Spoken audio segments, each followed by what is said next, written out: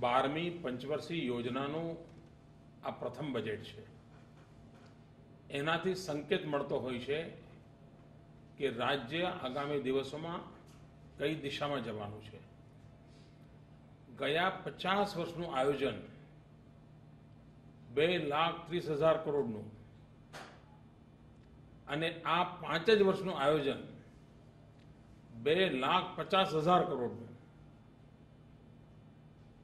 સામાન્ય માણસ પણ સમજી શકે કે આ વિકાસની કેટલી મોટી હરણફાળ છે.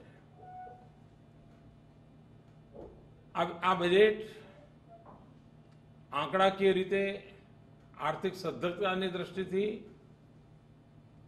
ગુજરાતના ગયા 50 વર્ષના બજેટમાં ખૂબ મોટું શિરમોર અને મહત્વાકાંક્ષી છે. પણ તેનાથી મહત્વની બાબત આ છે કે ઇન્ક્લુઝિવ ગ્રોથ શબ્દ વારંવાર વપરાય છે, પણ ઇન્ક્લુઝિવ ગ્રોથ માટેનું દર્શન શું હોય, દિશા શું હોય, એના માટેનું બજેટ કેવું હોય, એ ગુજરાતના બજેટમાંથી એની રૂપરેખા સ્પષ્ટ બને છે. વનબંધુ કલ્યાણ યોજના હોય, શહેરી ગરીબ સમૃદ્ધિ યોજના હોય, સાગર ખેડૂ યોજના હોય, મુખ્યમંત્રી શહેરી વિકાસ યોજના હોય, આગામી 5 વર્ષનું લગભગ 1 લાખ કરોડની ફાળવણી, વનબંધુ કલ્યાણ યોજના માટે 40,000 કરોડની ફાળવણી. આ બાબતો જ બતાવે છે કે વંચિતોના વિકાસ માટે, ગરીબોના કલ્યાણ માટે આ બજેટમાં કેટલો બધો અવકાશ રહ્યો છે. ગુજરાતે કૃષિ ક્ષેત્રે કમાલ કરી છે. એ વધારે સક્ષમ કેવી રીતે બને, સસ્ટેન કેવી રીતે કરે, એ પણ એક મોટી ચેલેન્જ છે. અને તેથી ગુજરાતે આ વખતે ખેડૂતલક્ષી બજેટ બનાવ્યું છે, ગ્રામીણલક્ષી બજેટ બનાવ્યું છે. અને ક્વોલિટી ઓફ લાઈફ ચેન્જ કરવી હોય તો માતાઓ બહેનોના જીવનમાં બદલાવ આવે એની વ્યવસ્થા કરવી પડે. ભવિષ્ય સુધારવું હોય તો યુવાનો પર ધ્યાન કેન્દ્રિત કરવું પડે. અને તેથી આ બજેટમાં જોવા મળશે કે ખેડૂત હોય, ગામડું હોય, શહેર હોય, ગરીબ હોય, આદિવાસી હોય, દલિત હોય, વંચિત હોય, સૌને માટે વિકાસની અંદર ભાગીદારી સુનિશ્ચિત કરવામાં આવી છે. આ એવું બજેટ છે કે જેમાં જેવું બજેટ પાસ થયા બીજા જ દિવસે સરકારના કોઈ વિભાગને શું કરવું એની મૂંઝવણ નહીં હોય.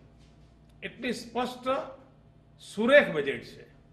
અને આ અર્થમાં આ વિકાસની હરણફાળ ભરનારું બજેટ, ગુજરાતને વિકાસની નવી ઊંચાઈઓ પર લઈ જનારું બજેટ, 21મી સદીનો પહેલો દશકો, અમારું સમગ્ર ધ્યાન પહેલા 5 વર્ષ જૂના ખાડા પૂરવામાં ગયું,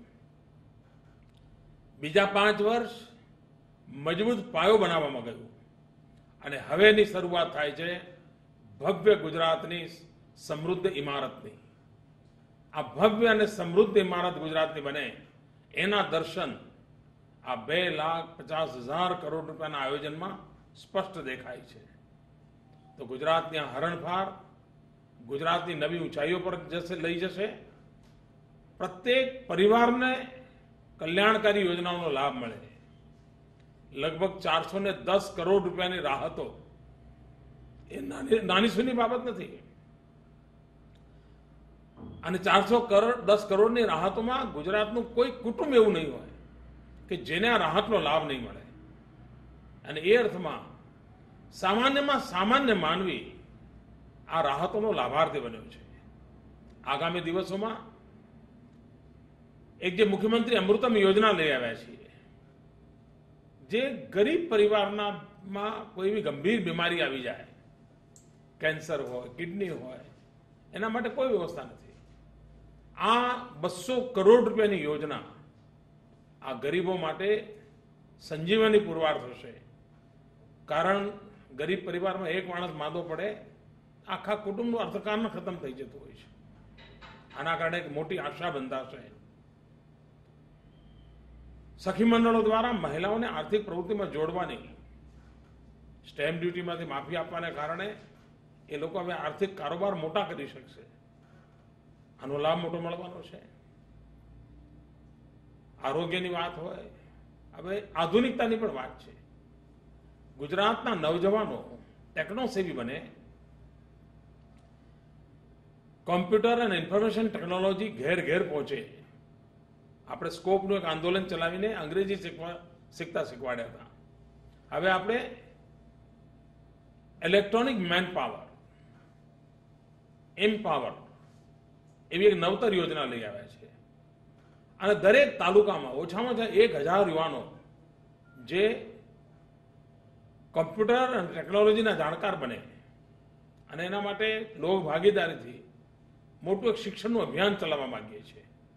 અને તેથી ગુજરાતમાં ઘેર ઘેર વિકાસની અંદર ટેકનોલોજીનો ઉપયોગ થાય એવું એક મહત્વાકાંક્ષી આયોજન આમાં જોવા મળે છે. તો આની અંદર એક દીર્ઘદ્રષ્ટિ પડશે આ બજેટની વ્યવસ્થામાં.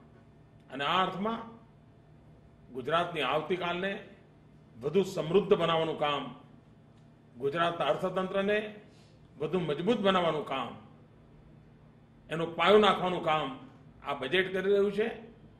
10 વર્ષ અને આગામી 5 વર્ષ એટલે સમૃદ્ધ ગુજરાત, આ સ્પષ્ટ સંકેતો આ બજેટમાં મળે છે.